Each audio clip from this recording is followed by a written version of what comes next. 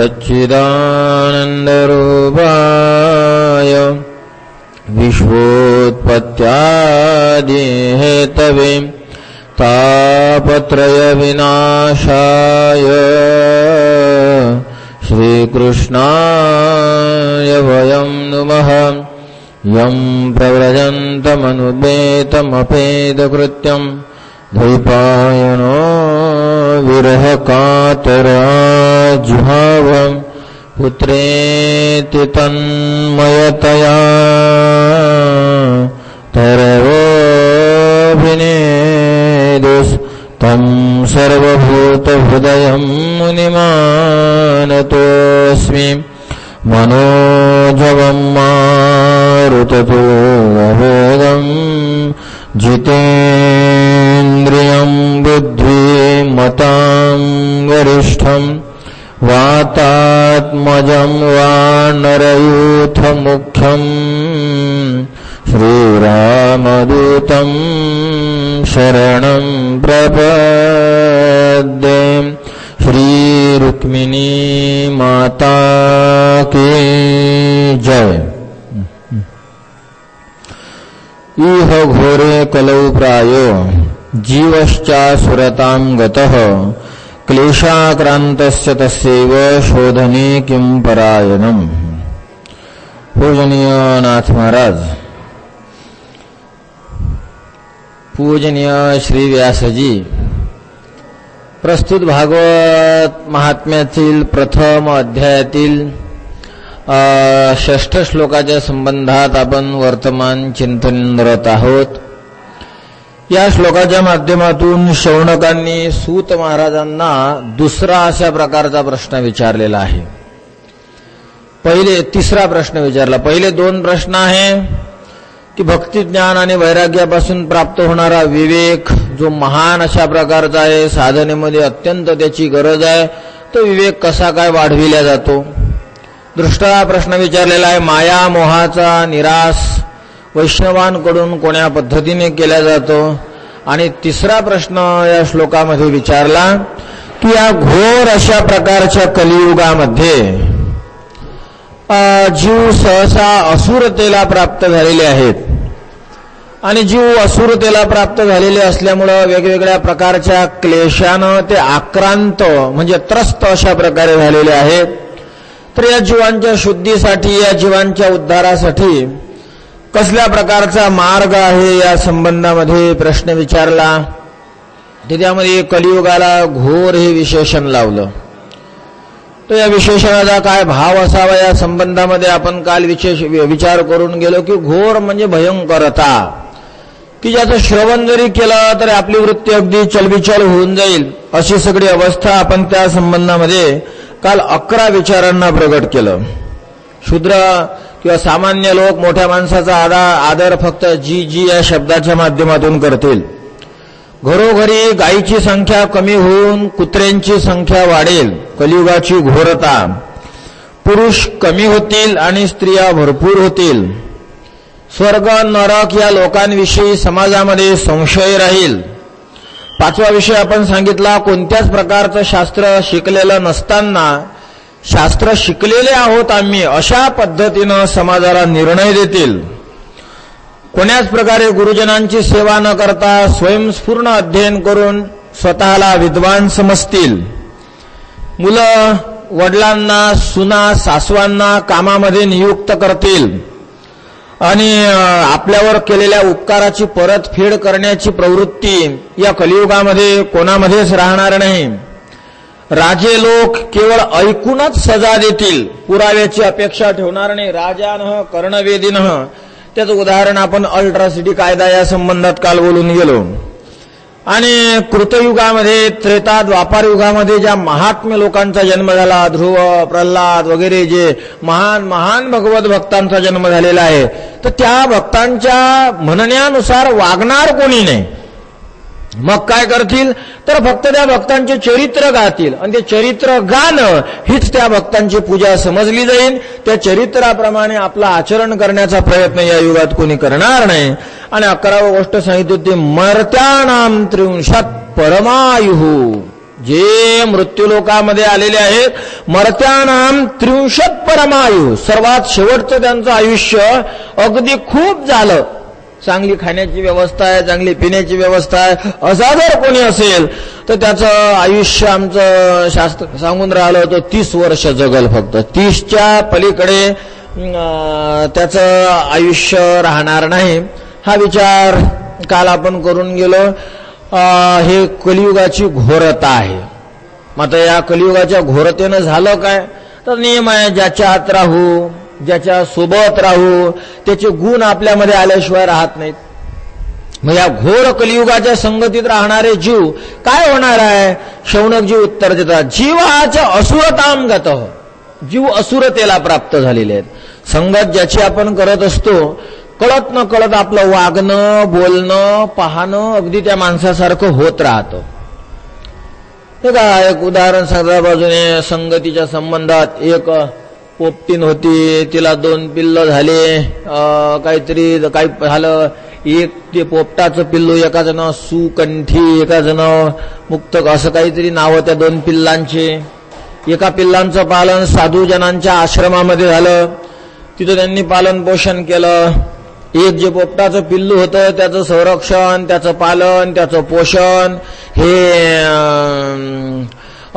दरोडेखोरांनी केलं. आणि जेव्हा दरोडेखोर असायचे, वर त्या झाडावर पोपटाला बसून द्यायचे, तर जेव्हा तो पोपट वर बसायचा, कोणी जर खालून गेलं की पोपट आवाज द्यायचा, आला रे, धरा रे, मारा रे, पकडा रे, लुटा रे, याच्याजवळ भरपूर गठोडा आहे रे. कशामुळे? त्या दरोडेखोरांच्या संगतीमुळं. तेच दुसऱ्या बाजूने विचार केला जातो की एक छान पोपट होता, तोही साधूजनांनी पिंजऱ्यामध्ये म्हणा का झाडावर बसून ठेवलेला होता. कोणी जर तुमच्या माझ्यासारखा वा दरोडेखोरही गेला तरी सुद्धा तो पोपट त्यांना पाहता बरोबर या या या या आले का, बरं झालं, आमचा आश्रम पवित्र केला, किती दिवस झाले आम्ही तुम्हाला आमंत्रित करत आहो, तुम्ही कधीच आले नाही, आज आले, धन्यवाद, आमचं पुण्य असेल म्हणून तुम्ही आमच्या घरी आला. मात्र एकच पोपटीन आहे, एकच मैना आहे, वडीलही एकच आहेत, मग तरी त्या 2 पिल्लांमध्ये एवढं महद अंतर का पडलं. एक पिल्लू मारा हाना अशा गोष्टी करून राहिलं, आणि त्यातलं एक पिल्लू या बसा, रामराम, आम्ही तुमचा आदर करतो, आमच्या आश्रमामध्ये तुमचं स्वागत आहे, अशा पद्धतीची चर्चा करून राहिलं. कारण काय असेल. जर आई वडील एकच आहेत आणि आचरणामध्ये जर फरक दिसून राहिला तर याचं एकच उत्तर आहे फक्त की संगत. ज्याच्या संगतीमध्ये आपण राहतो त्याप्रमाणे कळत न कळत आपलं आचरण तसं होऊन जातं.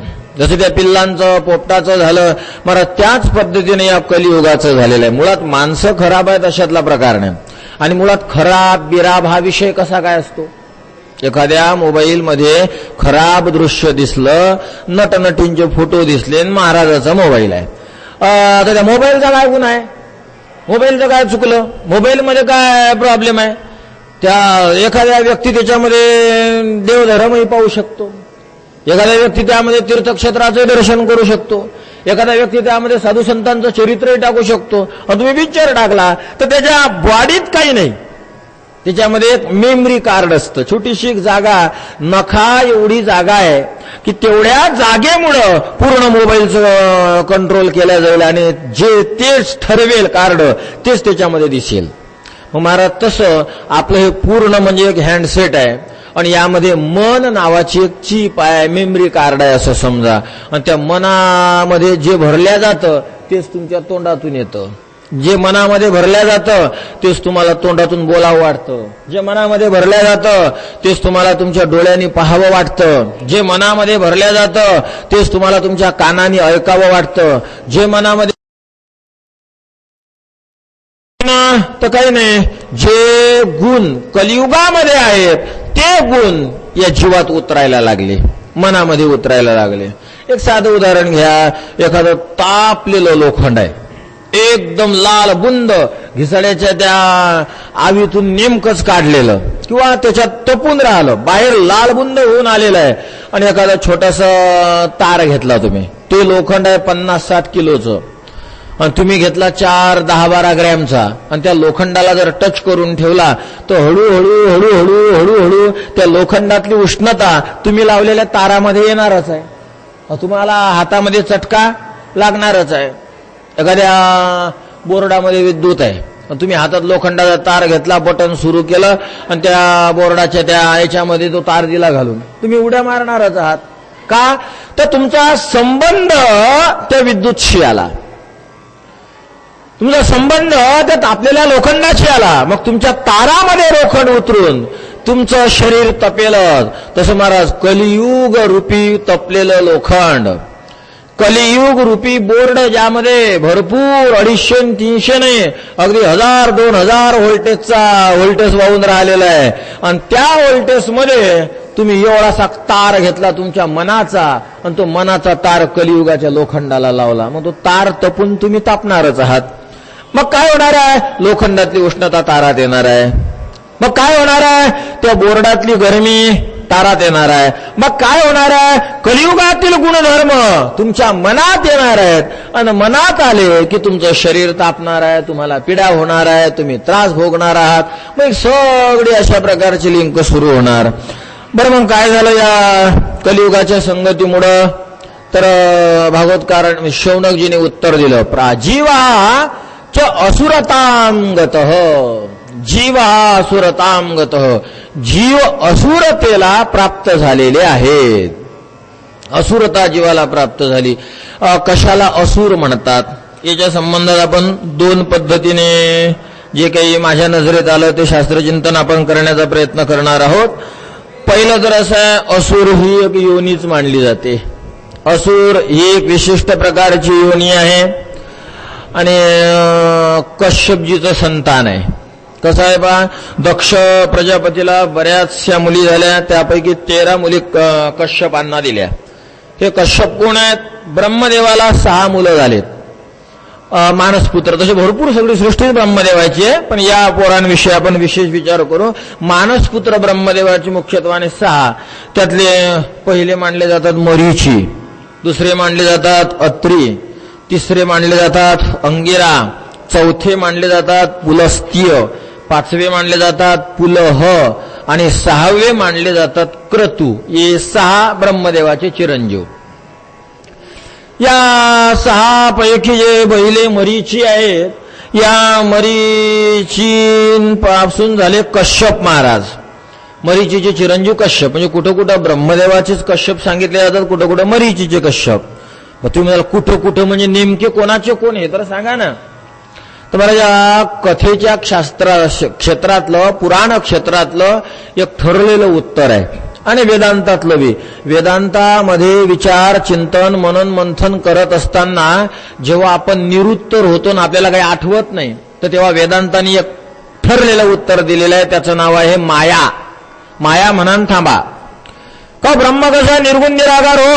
मग निर्गुण निराकार असणारं ब्रह्म सगुण साकार झालं कसं? काय प्रक्रिया याची? मायेमुळं.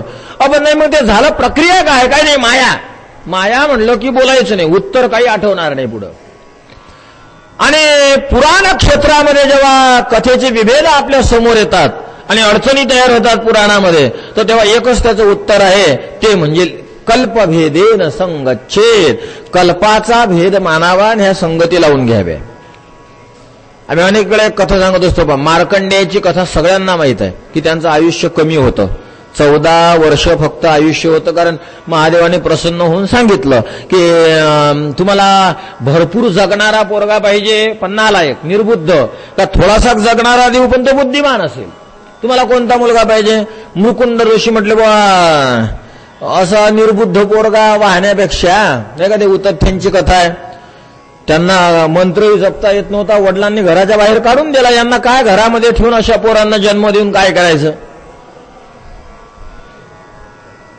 कर्तव्य पालन या दृष्टीनं 4-2 पावलं माणसांनी टाकत राहावे, पण मोही रूपानं संसारात कधीच राहायचं नाही. काय नाही, या कलियुगामध्ये मी सांगत असतो नेहमी, मार खाल्ल्याशिवाय कोणी सुधरत नाही. हे बोलणारे किती जन्माला आले मेले, त्याचा काही कोणावर परिणाम होत नाही. मार खाणं या शब्दाचा अर्थ कोणी यावं दळदळा हाणावं असं नाही. मार खाणं म्हणजे ठेच लागणं समाजात. पोरावर प्रेम केलं, ठेच लागली, पोरगा विरोधात गेला, याला म्हणायचं मार खाणं. सुनीला विवाह होता बरोबर, माझी सून अशी सून, माझी सून तशी सून, अशी काम करते, सकाळी 5ला उठवते, सकाळी 5ला उठते, सकाळी 4ला उठते, सकाळी 4ला उठते, सकाळी 4ला उठते, जराशी थांबते, तुला 3ला उठवेल. मग ती काय करेल? नाही, तुझ्या उठवायसाठीच ते उठेल, परत ती झोपून राहील. जेव्हान तेव्हान केव्हा महिना 2 महिने 4 महिने पदर पार नाकावर. आमच्या एका विद्यार्थ्याचं लग्न झालं, आमची सूनबाई आली आमच्या घरी. मला सून, आता त्याला म्हणून तुझ्या बायकोचं तोंड दाखव भाऊ, त्यानं सांगून ठेवलं असेल, पडवून ठेवलं, ते होती लोक पदर, तोंडच दिसायचं काम नाही तिचं. आता काय म्हणावं, आता काय तोंड पाहिले नाही आपण, पण नवीन आहे बा आपली सून आहे म्हणून थोडंसं पहा वाटलं, म्हटलं जाय बा तिकडे. परत आमचे विद्यार्थी सगळे पंढरपूर आहे, कमरीला पदर खुसून फिरणं सुरू होतं. मग काय तोंडावर नाकावर, तर ते चालत राहतं 2 महिने 4 महिने. मग ठेच लागेल, मग सासूबाईच्या तोंडाला कुलूप लागेल. वर्णन सुनेचं करणाऱ्या सासूला जर आपण म्हटलं की आजीबाई जरा समजून घ्या ना, काहून उगाच स्तुती करायच्या मागं लागल्या, तुमची बरोबर नाही म्हणून काय, बरं थांब बापा तूही दम खा. जेव्हा मार खाल्ल्या जातो तेव्हा समाज सुधारतो. मन ही वस्तू अशी आहे की तुम्ही कोणालाच देऊ नका देवाला सोडून. सगळं द्या ना, डोळे द्या, नाक द्या, कान द्या, तोंड द्या, हात द्या, पाय द्या, हात द्या, पाय द्या, पाय द्या म्हणजे पायाने त्यांच्या घरी जा, हात द्या म्हणजे हाताने तुम्ही त्यांच्यासाठी कष्ट करा, डोळे द्या, डोळ्याने त्यांच्याकडे गोड पहा, त्यांना वाटलं पाहिजे आपल्यावर किती प्रेम आहे, तोंड द्या, तोंडाने तो अरे अरे अरे अरे खूपच भारी आहे, गोड बोला, वा मस्त आहे सुनबाई, अगं अरे वा छान छान, तोंड द्या. हे जर सगळं नाही ऐकलं तर तोंड फोडायची गोष्ट येऊन जाईल, अवघड काम आहे. मन फक्त देऊ नका, मनाला केवळ सांभाळा. काही असू द्या, जमलं तर जमलं, नाही काही कोणी ऐकत नाही. मग सगळे मार खाल्ले, ठेचा बसल्या की इकडे येत राहतात. कल्पभेदाची गोष्ट सांगत होतो, उडून गेलं दुसरीकडे. तर काय कामाचं आहे बरं एवढा आयुष्याचा पोरगा? हे आम्हाला कमी आयुष्य असलं चालेल, पण ज्ञानी द्या. ठीक आहे, मुरकुंडापासून जो झाला तोच मार्कंडेय, वडिलाच्या नावावरूनच नाव ठेवलं गेलं. वसुदेवाचा जो तो वासुदेव, तसं मुरकुंड ऋषींचे चिरंजीव मार्कंडे वाढायला लागले. आणि मग झाला विचार, मोठे झाले, बरेचसे 12-13 वर्षाचे झाले. मग त्यांना जेव्हा कळालं की आपलं आयुष्य 14च वर्ष आहे, तेव्हा त्यांनी महादेवाची तपश्चर्या केली. यमराज आले, यमराजाने जेव्हा पाश टाकला, आमचे मार्कंडेय महादेवाला आलिंगन देऊन बसले, प्रभू सांभाळा. आलिंगन देता बरोबर महादेव एकदम पिंडीतून प्रगट झाले आणि यमराजावर त्रिशूल धारण करून उभे राहिले. यमराज म्हणायला लागला, महाराज माझा काही चुकलेलं नाही, तुम्ही तुमच्या भक्ताच्या कपाळावर पहा, त्याचं आयुष्य किती लिहिलेलं आहे, किती लिहिलेलं आहे. म्हणे पाहा 14 दिसून राहिलं. 14 काय वर्ष? तुला कोण सांगितलं 14 वर्ष? मग काय? अरे 14 कल्प, त्याच्या पुढे कल्प लिहून टाकलं. 14 कल्प अशा प्रकारे आयुष्य. हा एक क्रम आपण शिकलो, ऐकला, पाहला. ही तुम्हाला माहित असलेली कथा. आता याच्यापेक्षा वेगळी सांगतो मी तुम्हाला, मग ती खरी काय ही खरी, याच्याविषयी विषय निघाला. तर मार्कंडेयांना मुरकुंड ऋषीने शिकवलं, आला की नमस्कार करायचा. कोणी येऊ आला की त्याला काय करायचा? नमस्कार करायचा. कधी कधी तर अगदी आश्रमाच्या बाहेर कुत्र आलं, आता लहान पोरं त्याला काय करते, पाया लागावं, एवढं शिकवलेलं. आता कोणाच्या पाया लागावं हे काय लहान मुलाला कळून राहिलं.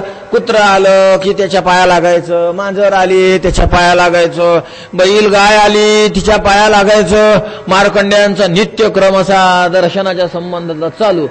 कळत न कळत एक दिवस आले सप्तऋषी, यांचं ठरलेलं. वडिलाच्या काखातून तुळक्कने उतरले आणि साष्टांग दंडवत सप्तऋषींना केला. महाराज साष्टांग दंडवत नमस्कार करता बरोबर सप्तऋषींनी आशीर्वाद दिला, आयुष्यमान भव. मुरकुंड ऋषींनी नमस्कार केला आणि लगेच म्हटले, महाराज हा आशीर्वाद पुढच्या जन्मातला काय? असं पुढच्या जन्मातला आशीर्वाद देण्याची पद्धत असते का कुठं? आता नमस्कार केला ज्या देहाने, तर आयुष्यमान भव म्हणजे देह जास्त टिकणं, यालाच आयुष्य म्हणायचं ना.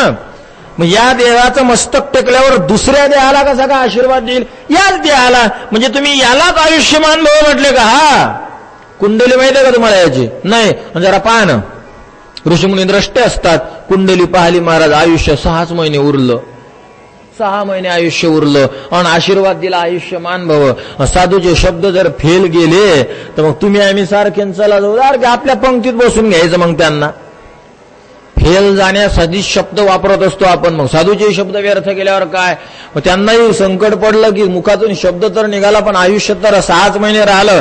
घेतलं आणि ब्रह्मदेवाजवळ गेले की ब्रह्मदेवाला विचारू की आम्ही आशीर्वाद तर दिलेला आहे, आता या आशीर्वादाला खरं कसं करायचं असं विचारायसाठी गेले. मग आता जाता बरोबर विचारता थोडी येईल, नमस्कार करावा लागेल ना.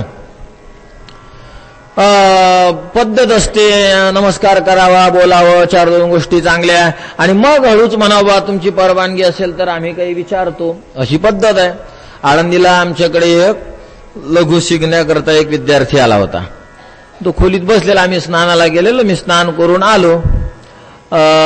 तो लगेच आमचा एक विद्यार्थी जो घरात बसलेला होता त्याला म्हणला पुरुषोत्तम महाराज कोणते आहेत. मग मी आल्यावर आमचा विद्यार्थी म्हणला हे आहेत. तो हे आहेत काय, म्हणजे त्याला नेमकं काय पाहिजे होतं शरीरात काय माहित, हे आहेत का म्हणे. असं म्हणे मी शिकायला आलो होतो, असं वेगळंच बोलायला लागला. असू द्या, आत्मस्तुती होईल. पण मात्र ज्याच्याकडे काम आहे त्याच्याशी वागण्याची पद्धत कशी पाहिजे, नम्रतेची लागेल ना. मग या सप्तऋषींनी जाताबरोबर नमस्कार केला आणि हे तर मार्कंडेयाला अगदी पिनच मारेल होतीच पुरी. दिसलं की नमस्कार, यांनी एकदम साष्टांग दंडवत घातला. महाराज एवढ्याशा पोरानं ऋषीच्या पहिल्यांदा दंडवत घातला. हे ब्रह्मदेवानी पाहता बरोबर ब्रह्मदेव म्हणतात आयुष्यमान भव. ऋषींनी घेतलं घोंगडण, झटकलं, म्हणे बापा बरं झालं. जे विचारायला आलं होतं ते ब्रह्मदेवाने स्वतःच्या गळ्यात घेतलं. ऋषींनी म्हटलं महाराज आम्ही ज्याच्याकरता आलो होतो त्यात तुम्ही गुंतले, ज्यात आम्ही गुंतलो म्हणून सोडवायला तुमच्याकडे आलो, पण तुम्ही गुंतले. आता असं झालं उघड्यापाशी नागडं गेलं, रात्रभर हिवानं मेलं, असं झालं. आम्ही आशीर्वाद दिला, याचं आयुष्य राहिलं 6 महिने, आम्ही म्हटलं आयुष्यमान भव. त्यामुळे आम्ही गुंतलो, पण आम्ही प्रश्न विचारणार, उपाय विचारणार, तोवर तुम्ही याला आयुष्यमान भव म्हणून गेले. आता कसं करायचं. ब्रह्मदेवानी उत्तर दिलं, याच्या नम्रतेने, याच्या नमस्कार करण्याच्या स्वभावाने याचं आयुष्य वाढलं. म्हणून हे ध्यानात ठेवा, नमस्कार जो करत राहतो पाया लागायला हिचकिचायचं नाही.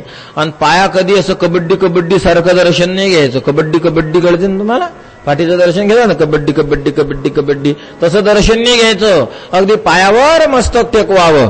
कोण काय काय नाही असू द्या. आणि दुसरीकडे तुम्ही नमत नसाल तर जिथं कमीत कमी नाते गोते आहेत तुमचे तेवढ्या संबंधात तरी जरी पूर्ण नतमस्तक झाला तर खूप पुण्य लाभून आयुष्य वृद्धी होते महाराज. आता जे म्हातारे आहेत त्यांना घरात कोणी सिनियर नसते, पण मात्र जे कमी वयाचे आमच्यासारखे तर त्यांना त्यांच्या घरामध्ये किती जण असतात मोठे याचा काही अंदाज नाही. तर आठवणीनं आम्ही आमच्या घरी आठवणीनं सगळ्या घरातल्यांचं रोज दर्शन घेतो. चुलता चुलती, आता बाकीचे बरेच जण गेले, आजी आजोबा आई वडील आता गेले 4-2 महिने झाले वडील, या सगळ्यांचं आठवणीने पूर्ण घराचं एवढी अभिवृद्धी होणार. महाराज कोण्या ग्रहाची शक्ती आहे की जे तुम्हाला अडवतील, त्रास देतील, कोणाची पावर आहे आपल्यावर आक्रमण करण्याची. रोजचा हा नियम असावा. मार्कंडेय ऋषीचं नमस्काराने आयुष्य वाढलं. विषय मला कथा तुम्हाला नमस्कारासाठी नाही सांगायची. पिंडीला त्यांनी गवसणी घातली की महादेवा रक्षण करा म्हणून आयुष्य वाढलं का सप्तऋषींना नमस्कार केला, ब्रह्मदेवांना नमस्कार केला म्हणून आयुष्य वाढलं. आयुष्य वाढण्याचं या 2 पैकी नेमकं कारण कोणतं आहे तर उत्तर आहे कल्पभेदेन संगच्छेद. एका कल्पामध्ये महादेवाचं तप केलं म्हणून आयुष्य वाढलं असं म्हणा, आणि एका कल्पामध्ये त्यांचा नमस्कार करण्याचा नियम होता, ते नेहमी नमस्कार करत असत म्हणून त्यांचं आयुष्य वाढलं असं म्हणा. पण आपल्याला दोन्ही गोष्टी चांगल्या आहेत. महादेवाची साधना केली तरी आयुष्य वाढेल, मृत्युंजय मंत्राचा जप केल्यास, आणि नमस्कार करण्याचा सोपा सापा नियम जरी केला तरीही तुमचं आयुष्य वाढेल, काही अडचण नाही. पण आयुष्य वाढवून वापर करा बरं, नाही तर उग जगत बसायचं. काही काही माणसं 4लाच उठतात, 3लाच. आमच्या गावात एक माणूस रोज 3ला उठायचा. पुऱ्या जीवनात 3ला उठण्याचं एकच दिवस सार्थक झालं फक्त त्याचं. एक दिवस चोर पकडला, 3 वाजता जागा होता, नाही तर रोज 3ला उठणार. शेकोटी करणार, एक पाय अलीकडून शेकोटीच्या एक पाय अलीकडून तो ब्रा भरून मिश्री घेणार एवढी मोठी, आणि बस सुरू पाचाक पाचाक त्या विस्तवामध्ये 3 वाजतापासून, आणि लोकांना परत सांगणार. आजकालचे पोरं उशिरा उठतात आजकालचे, आणि परवा ढरवाचे म्हातारे उठून करतात काय? मिश्री लावत बसून राहिले. हे काय कशासाठी आहे? साधू संत म्हणतात सकाळी उठा, काय करा? उठून मिश्री लावत बसा, परमार्थ करा, नामस्मरण करा. तर तो 3 वाजता रोज उठे. एक दिवस कोणीतरी चोर गावात 3ला घुसला आणि इकडून चोर चोर म्हणून कोणी पळाला ना, हा 3ला उठलेला होता. यानं लगेच पकडला. म्हणजे पुऱ्या 90 वर्षाच्या आयुष्यात त्याच्या जीवनाचं 1 दिवस सार्थक झालं. त्याने तो चोरटा पकडून दिला. चोर बी काही एवढा हे नव्हता, उगं काहीतरी एक बांबू नेत होता फक्त, असं जरा एक वासा फक्त तेवढ्यासाठी. म्हणजे तो पकडून बी काही खरं सार्थक झालं अशातला प्रकार नाही. उठा, पण आयुष्याचं चीज अशा प्रकारे झालं पाहिजे. नमस्कार करण्याचा नियम, हे यातून आपलं आयुष्य वाढतं. कल्पभेदेन संगच्छेद, कल्पाच्या भेदाने या कथांची संगत लावावी. एका कल्पात महादेवाची साधना आणि एका कल्पामध्ये नमस्कार करण्याच्या नियमाने मार्कंड्यांचं आयुष्य वाढलं असं म्हणा. बरं, कशासाठी सांगितलं? कल्पभेदेने संगच्छेद. मूळ विषय काय आहे? मूळ विषय हा आहे कश्यपजी ब्रह्मदेवाचे का मरीचीचे? तर कुठं कुठं ब्रह्मदेवाचे आहेत असाही विचार मांडला जातो, तर कुठं कुठं कश्यपजी मरीची पासून झाले, म्हणजे ब्रह्मदेवाचे नातू आहेत. ब्रह्मदेवाचे पहिले चिरंजीव मरीची, आणि मरीचीचे चिरंजीव झाले कश्यप महाराज. आणि या कश्यप महाराजांना 13 पत्न्या, म्हणजे 13 मुली दिल्या दक्षाने. त्याच्या 13 पत्न्या: अदिती, दिती, धनु, काला, दनायु, सिंहिका, प्राधा, विश्वा, विनता, कपिला, मनु, कद्रू आणि क्रोधा, ह्या 13 पत्न्या. तर यापैकी जी पहिली अदिती, अदिती ही देव माता मानली जाते. 12 सूर्यांची जननी आहे. देवांना हिने जन्म दिला. 2, 3, 4 आणि 5 म्हणजे कोणत्या कोणत्या? दिती, धनु, काला आणि दनायु. या दितीला झाले दैत्य, धनु, काला आणि दनायु या तिघींना झालेत दानव. सिंहिका, तिला सिंह, व्याघ्र वगैरे जे पशु म्हणतो आपण ते. पुढे आहे विनता, विनतेला गरुड झाला, आणि गरुडाचा भाऊ आहे अरुण, आणि हे सगळे 6 भावंड आहेत. अरुण हा सूर्याचा सारथी, सूर्याच्या रथाला हाकण्यासाठी गरुडाचा भाऊ अरुण गेला, आणि गरुड प्रत्यक्ष भगवान विष्णूचं वाहन झाला. कसा झाला? आपण तो एक दिवस वाहनाच्या संबंधातला विचार करतच होतो. ते घेऊन चालले होते हे अमृत कलश. भगवान विष्णू आले, गरुडाचं भगवान विष्णूचं युद्ध झालं. त्या युद्धामध्ये गरुडाने भगवान विष्णूला हरवलं, आणि थकून भगवान विष्णू म्हणतात मी तुझ्यावर प्रसन्न आहे, मला काहीतरी माग. गरुड म्हणायला बरं आहे का, तुला बोलता येऊन नाही राहिलं, मी तुला काय मागू? मी जर ठरवलं तर तुझा जीव घेऊ शकतो, मागावं तू ना मला, मी काय मागावं तुला आता? मग भगवंत म्हणले बरं मग मी मागू का? हा, मग तू माझं वाहन होऊन जा म्हणे. देवाची कला, देवाच्या पुढे कोणाची बुद्धी चालणार आहे? तर गरुडजी झाले भगवंताचं वाहन, अरुण झाले सूर्याचं सारथ्य पण करायला लागले, आणि इतर 4 भोक शेती भीती सांभाळत असतील. असे विनीताला झाले 6 मुलं. मुख्य गरुड असल्यामुळं गरुडाला तिचं नाव प्राप्त झालं. विनतेपासून झाल्यामुळं गरुडाचं एक नाव आहे वैनतेय. वैनतेय गरुडाला म्हटलं जातं. भगवान विष्णूला गरुड ध्वज म्हणतात, म्हणजे भगवंताच्या ध्वजेत गरुडाचं चित्र आहे. काय भक्तांचा आदरच आहे की नाही हा? गरुड भगवंताच्या ध्वजेत असण्याने भगवंताचा आदर थोडी वाढून राहिला, त्या गरुडाचं महत्व वाढून राहिलं की आपण भगवान विष्णूच्या ध्वजेमध्ये आहो म्हणून. भगवंताला काय आहे त्याच्यापासून? भगवंताच्या ध्वजेत गद जरी असतं तरी त्याचं महत्व वाढलं असतं, त्याला भगवंताला काय त्याच्यापासून फायदा तोटा? अर्जुनाचं नाव आहे कपिध्वज. अर्जुनाच्या याच्यावर जो ध्वज आहे त्या ध्वजेमध्ये बजरंग बली आहेत म्हणून कपिध्वज म्हटल्या जातात. ते खूप मोठा इतिहास आहे, त्यामुळे बजरंग बलीला बसावं लागलं. तर गरुड ध्वज भगवंताला म्हटलं. गरुड हे भगवान विष्णूचं वाहन आहेत. 6 मुलं झालेत. पहिले आहेत गरुडजी. पुढची माता आहे कद्रू.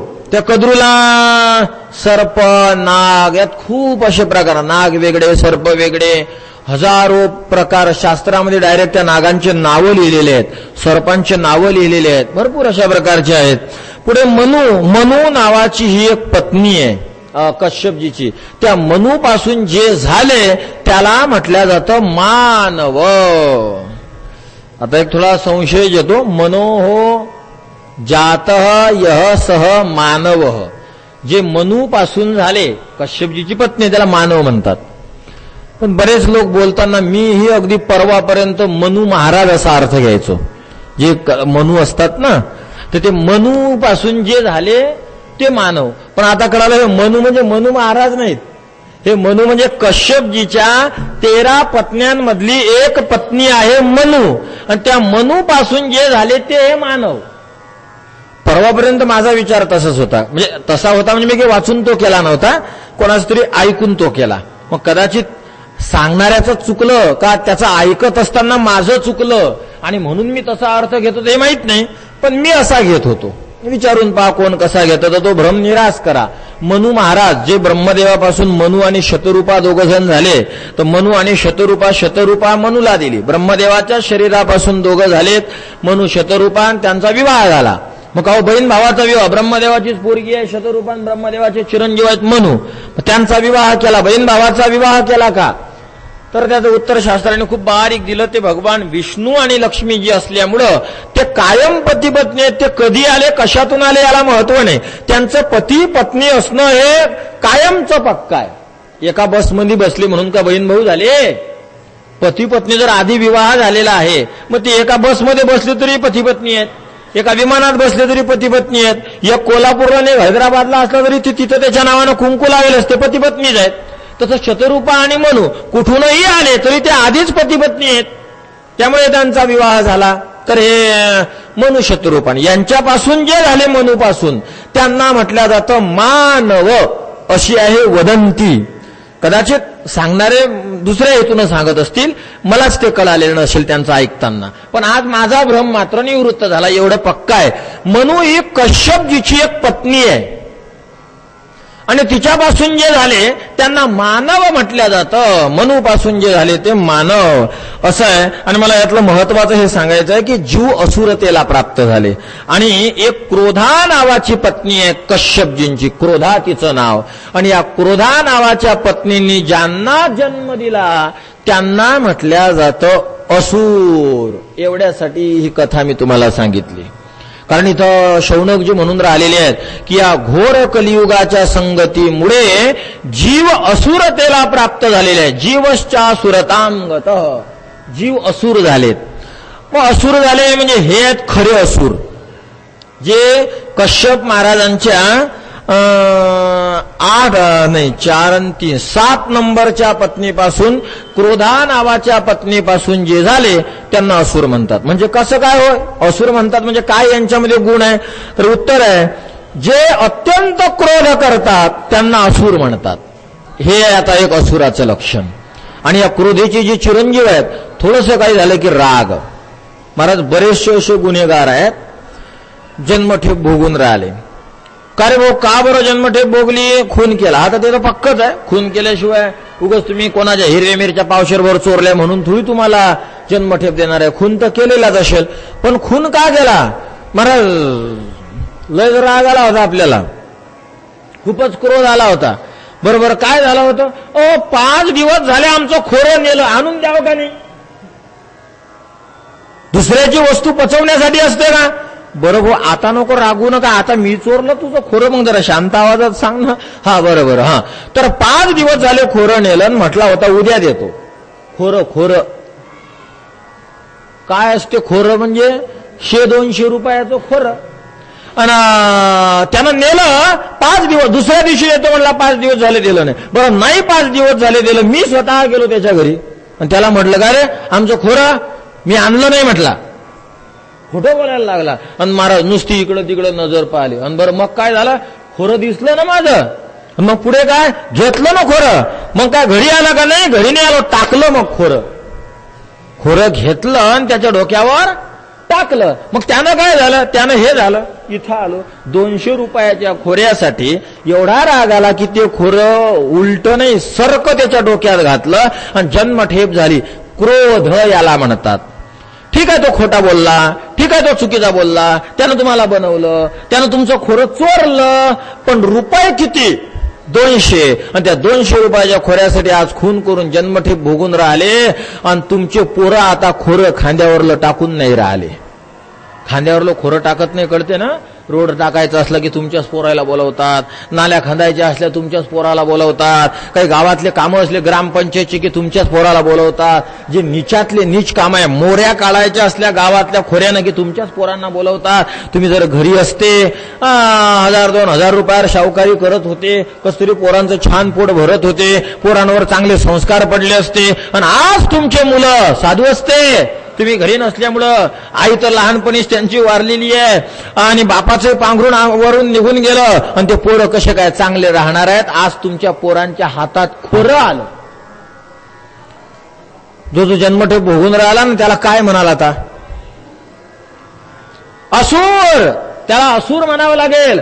जो कायम क्रोधाने युक्त असतो त्याला शास्त्रामध्ये असुर अशा प्रकारची संज्ञा दिलेली आहे. त्याला असुर म्हणतात. आणि महाराज जीवश्चा सुरताम गत, आमचे शौनकजी म्हणतात या कलियुगामध्ये जीव हे असुरतेला प्राप्त झालेले आहेत. म्हणजे काय, सगळे जीव क्रोधी झालेले आहेत. क्रोधी, कोणाजवळ क्रोध नाही हो आता. अगदी त्या क्रोधाचं वर्णन करताना असं बोललं जातं की आता लोकांच्या क्रोध अगदी नाकाच्या शेंड्यावर आहे म्हणतात. म्हणजे नाकाच्या शेंड्यावर आहे म्हणजे अव्वल नंबर लागतो त्याचा, पहिला नंबर नाकाच्या शेंड्यावर.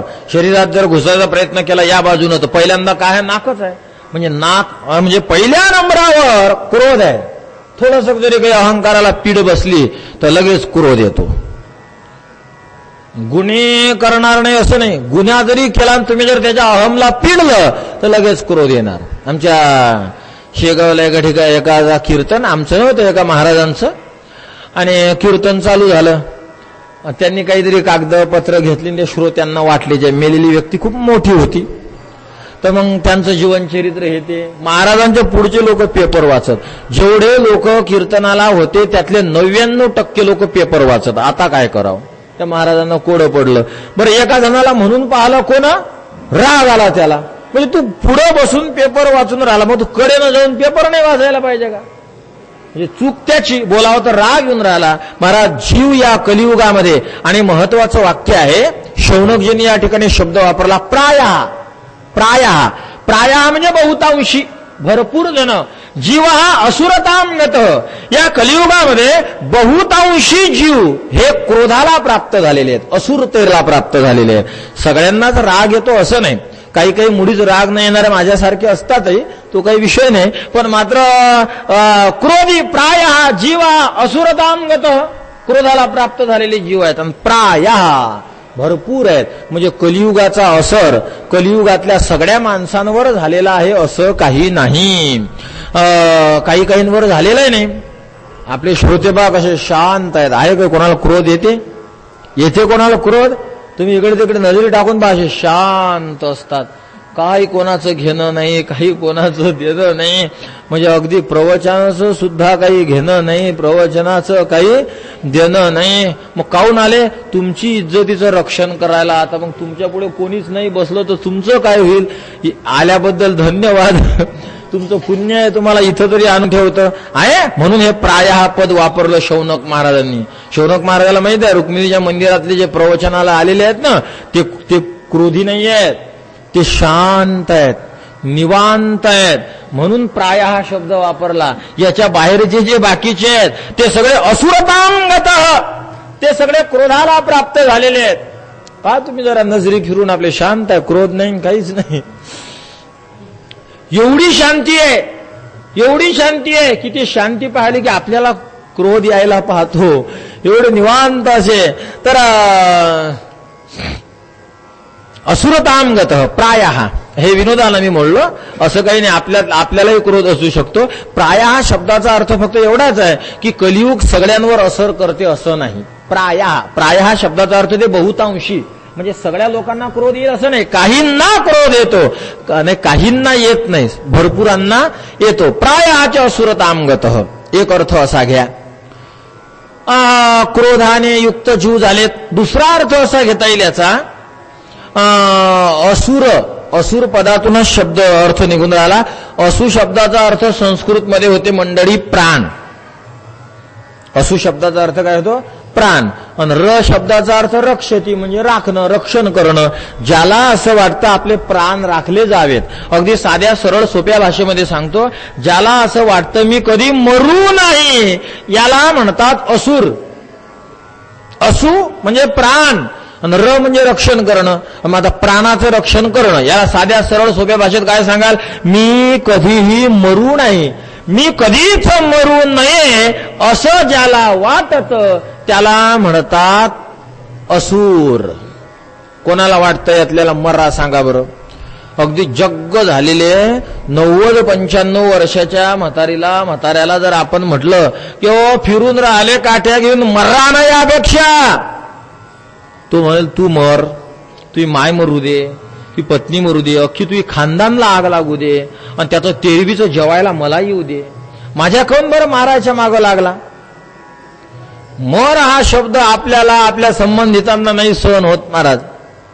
काल आम्ही आमच्या पोरीशी गोष्टी करत होतो बारकीशी, तिला सांगितलं, म्हणलं हे बघ बाई, ये मृत्यूलोकीचे उफराटे, आ कटकटा ये ओखटे, ये मृत्यूलोकीचे उफराटे, ये तर अर्जुना जरी अवचटे जन्मला अशी तू. हे कलियुगलय भयानक आहे. तिला म्हटलं तू काही ध्रुव प्रल्हादा एवढी अधिकारी जरी नसली तरी 5-6 वर्ष खेळण्या कुदण्याचा आनंद लूट आणि 5व्या वर्षापासून 15व्या वर्षापर्यंत नामस्मरण कर आणि 15 वर्ष झाली की मरून जाय. काही या जगात जन्माला राहून काही फायदा नाही असं आम्ही सांगत होतो. तिच्या आईनं ऐकलं. 2 तास रडायचा कार्यक्रम. ते आहेच नाही. तुमच्या पोराला म्हणण्यावर मला मरो तुमचे पोरं, जरी तुमच्या पोराने तुम्हाला मारेल असलं, तुमच्या पोरी तुम्हाला उलट्या बोलेल असल्या, तुमच्या पोराने तुम्हाला शिव्या द्यायला असल्या, मी जर म्हटलं की जे चतुर्मासाला आले त्याचे पोरं मरो, ते म्हणतील बापा तू अख्खी खानदान मरू दे, याची जबान लागोच ना. माझी जीभ ओढून पाहतीन सगळ्या बाया काळी आहे का कुणास ठाऊक, म्हणजे लागली नाही पाहिजे बुवा आपल्याला, असं होईल. आम्ही सहज म्हटलं तिला की बुवा तू आली जन्माला पण काही धड नाही, तू किती परमार्थन किती साध्विक असली, आपण किती चांगली गाडी चालवली, पण पुढच्यानं येणाऱ्यानं जर आपल्याला धडकवली तर आपलं लायसन काय करता?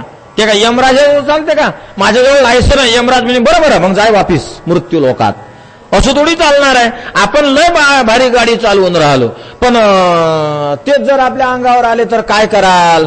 तसं म्हणलं बाई तू किती नामस्मरण साधून काही परमार्थन एवढ्याला माळी घातल्या, ज्या घरी गेली पुरीची जात काय मेळ आहे? म्हणलं मस्त साधना कर वयाच्या 5व्या वर्षापासून, आता ती 7 महिन्याची आहे, आणि 15 वर्षापर्यंत, आणि म्हणलं 15 वर्षाची झाली ना की या जगातून निघून चालली जाय, मरून जाय. म्हटलं तू काय काम आहे या जगामध्ये, भयंकर आहे.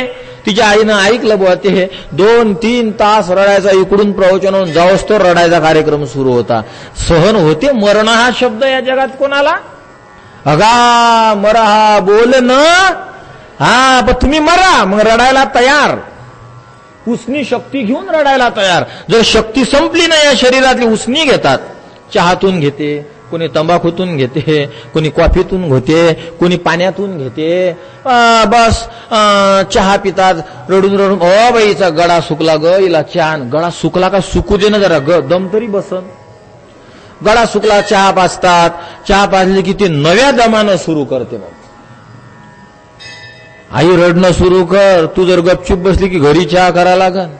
पाहुणे आले 15-20, अशी धमकूस सुरू कर की अर्धा तास गप नको बसू. काय मग शेजारीनं आणते 20-25 कप चहा करून. असं का बाई आणला काय? आणला चहा म्हटलं की बाईचं शांती, गपचूप आणला चहा. परत आले की रडायला सुरू. महाराज घडलेली आमच्या घरची कथा मी आमच्या वडिलांजवळ ज्ञानेश्वरी वाचून राहिलो. दुसरा अध्याय वाचला, 2-3 खेप वाचला रात्रभरामध्ये. वडिलांचं असं प्रेत पडलेलं, म्हणजे वाचता वाचता थोडासा रडायचा यायचा, म्हणजे बराच यायचा, रडायचो. एक मावशी बसलेली, पण आमची आई तिथं बसलेली, ती मावशी आमच्या आईला करते, ऐका म्हणते, ही कपाळाला हात लावला. म्हणलं बाप हो थोडी शिकत वागवा, किती भयंकर दुनिया आहे. आणि तिने तंबाखू घेऊन काय केलं असतं? काय नाही, तंबाखू खाल्लीच ती थुकून आली, परत आम्हाला गाणं म्हणायला लागली सुरू. बरे होते होन, चांगले होते होन, बरे गेले हो, सगळी भयंकर दुनिया आहे. तर मरण हा शब्द सहन होत नाही स्वतःच्या संबंधात, पण दुसऱ्याला मात्र रडण्यासाठी प्रथम पहिल्या दर्जामध्ये रडण्यासाठी असतात. तर असू शब्दाचा अर्थ होते प्राण, पण र म्हणजे रक्षण करणं. ज्यांना वाटतं मरू नये असे जे जे असतील ना, तर आमचं शास्त्र म्हणते त्याला म्हणतात असुर. सरळ आहे, असू म्हणजे प्राण आणि र म्हणजे रक्षण करणं. ज्याला वाटतं मी कधीच मरू नये, हे आहे असुराचं लक्षण, त्याला म्हणतात असुर.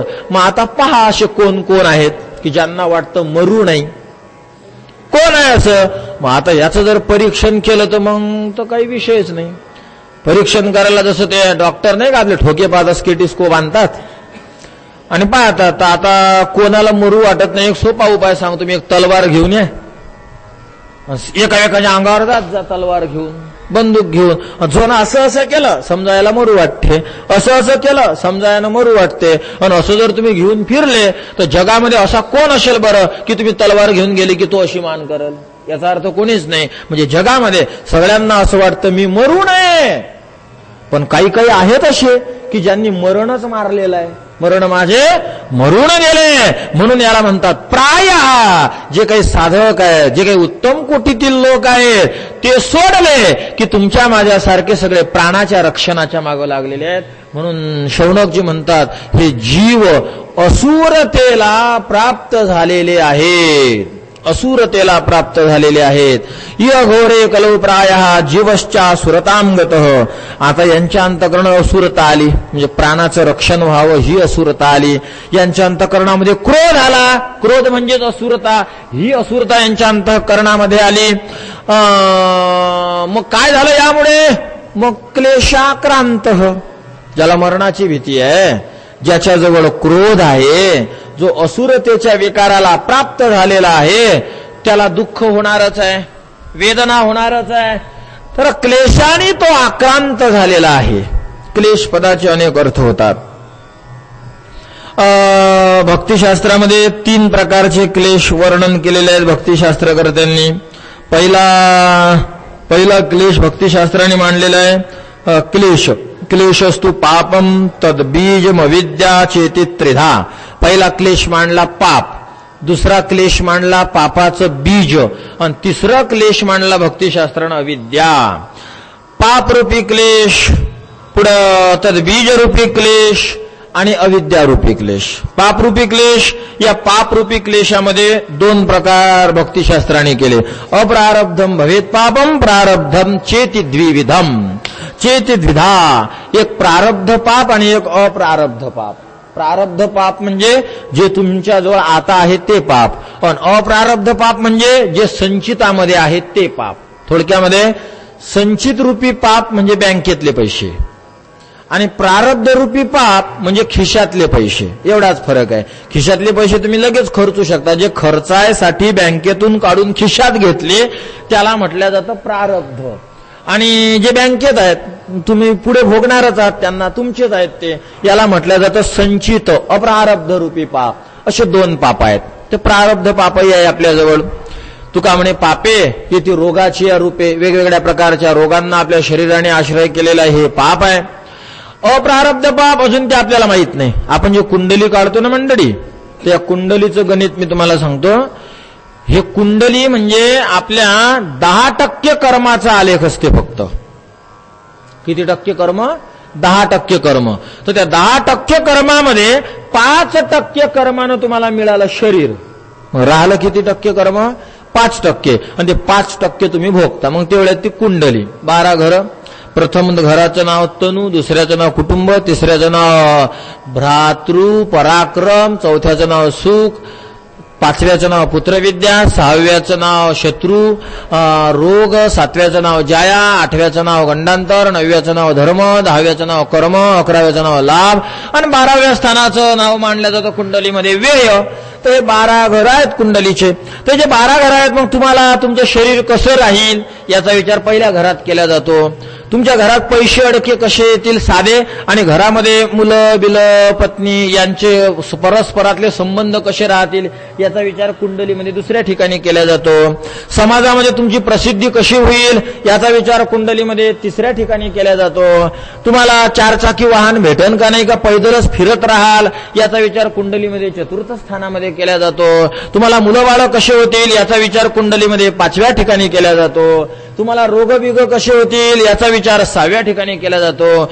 माणसाची कुंडली असेल तर पत्नी कशी भेटेल, एखाद्या बाईची कुंडली असेल तर तिला पती कसे भेटतील याचा विचार सातव्या ठिकाणी केला जातो. तुम्ही प्रवास करणार आहात तर त्या प्रवासामध्ये तुम्हाला कशा अडचणी येतील, तुम्ही जगाल का हातपाय मुडेल याचा विचार तुमचा आठव्या स्थानामध्ये केला जातो.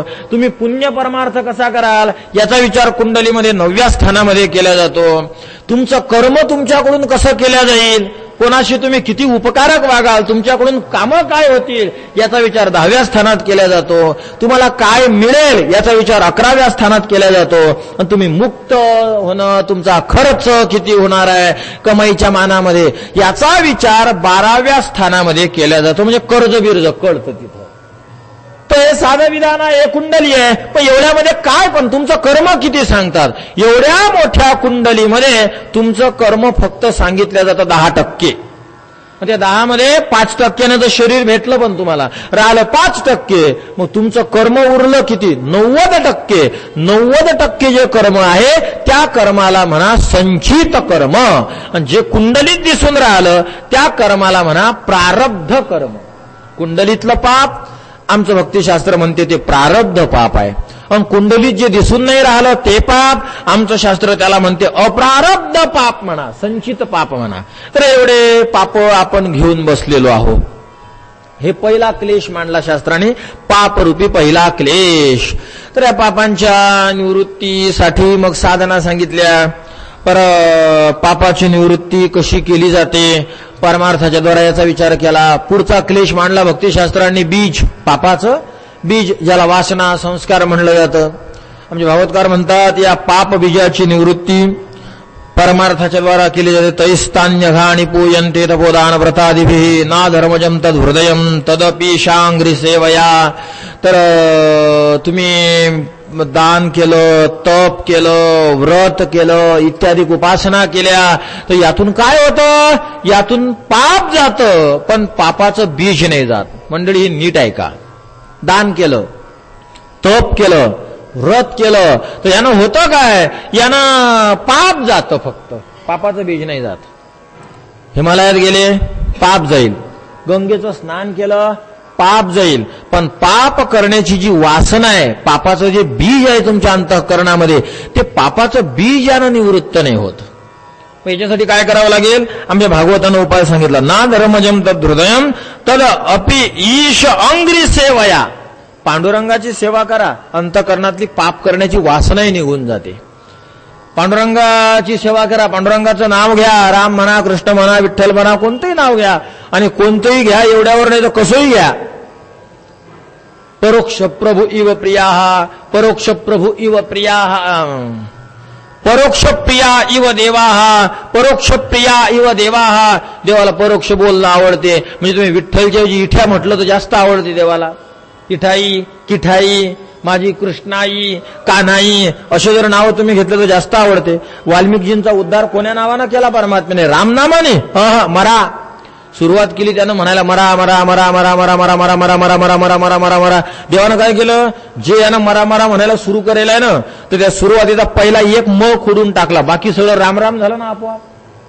मरा मरा मरा मरा सुरू झालं. पहिला म खोडा, जेवढं तुम्ही जीवनात नामस्मरण कराल त्यातला पहिला म खोडा, सगळं आपोआप राम राम राम राम राम राम शब्द तयार होतो. वाल्मिकीजींचा उद्धार झाला. तर भगवंताची सेवा करा, नामचिंतन करा, पापाचं बीज जातं. दानानं पापाचं बीज नाही जाणार, व्रतानं पापाचं बीज नाही जाणार, कारण उपासनेने पापाचं बीज नाही जाणार, पण पांडुरंगाच्या चिंतनाने मात्र पापाचं बीज जातं. हा दुसरा क्लेश.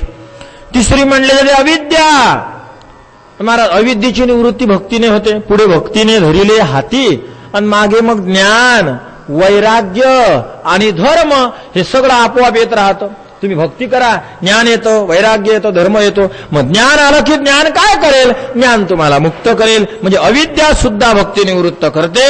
3 प्रकारचे क्लेश भक्तीनं मांडले. पहिलं पापरूपी क्लेश, दुसरं पाप बीजरूपी क्लेश, आणि तिसरा क्लेश मांडलेला आहे अविद्यारूपी क्लेश. क्लेशाक्रांतस्य तस्यैव शोधने किं परायणम्. शौनक महाराजांनी प्रश्न विचारला, क्लेशाला प्राप्त झालेले हे जीव आहेत, या जीवांच्या शोधासाठी, शुद्धीसाठी, मुक्तीसाठी तुम्ही काय बरं उपाय सांगाल? तर या अनेकामधलं क्लेश एक चिंतन मी तुम्हाला सांगितलं. दुसरं क्लेशाचा या मराठीमध्ये त्रिविध ताप असा अर्थ केला. क्लेश म्हणजे पीडा, त्रिविध ताप, आधी भौतिक ताप, आधी दैविक ताप आणि आध्यात्मिक ताप. या 3ही प्रकारच्या तापाने जीव आक्रांदलेला आहे आणि याची तुम्ही शुद्धी करा. क्लेश पदाचा अजून काही शास्त्राने चिंतन केलं. अविद्या, अस्मिता, राग, द्वेषा, अभिनिवेशा, पंचक्लेशा. योगाने हे 5 क्लेश मांडले. पहिला क्लेश आहे अविद्या, दुसरा क्लेश आहे अस्मिता, तिसरा क्लेश आहे राग, चौथा क्लेश आहे द्वेष, आणि 5वा क्लेश मांडला जातो अभिनिवेश. राग, अस्मिता, सुरुवातचा अविद्या, अस्मिता, राग, द्वेष आणि 5वा आहे अभिनिवेश. हे 5 प्रकारचे क्लेश. आणि या क्लेशाने शौनक महाराज म्हणतात जीव आक्रांदलेला आहे, जीव या क्लेशांनी पकडलेला आहे. या क्लेशांचा अर्थ काय? हे क्लेश जीवाला पकडतात कसे, याविषयीचा विचार आपण विस्ताराने उद्यापासून करण्याचा प्रयत्न करू. पुंडलिक वरदा हरी विठ्ठल.